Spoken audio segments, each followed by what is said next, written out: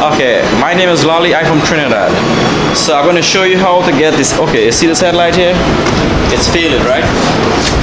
So that's going to cause bad lighting system in the night.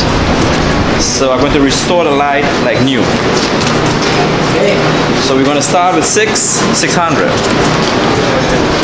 We're going to water sand it first. Take all the gloom out from it, like the haze spots, all the white spots.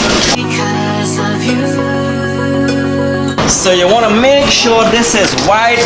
It will show like a milk white. When you see it milk white, you know all the yellow is over. So then we go with 1500 there. Okay. Okay, that's step one. So we're going to go with 1500 now.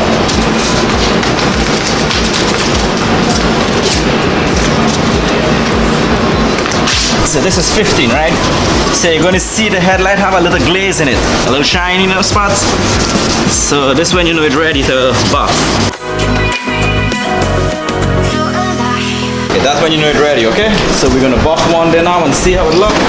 So what I'm looking here now for is the correct buffing pad. This is a waxing pad, so I'm looking for the one to buff.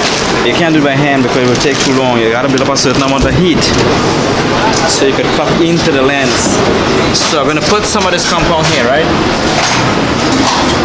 Make it nice and even.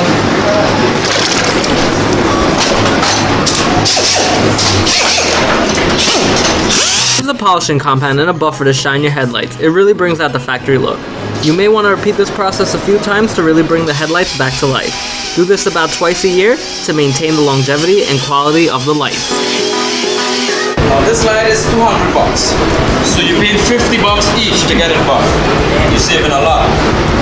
You get better night vision so you can see properly in the night. Okay, so you can at least see the deer when they run across the street. Once again, this is from Trinidad Works. Look at this gross headlight. Look at this new headlight. Look at the difference. It looks amazing. It looks like new.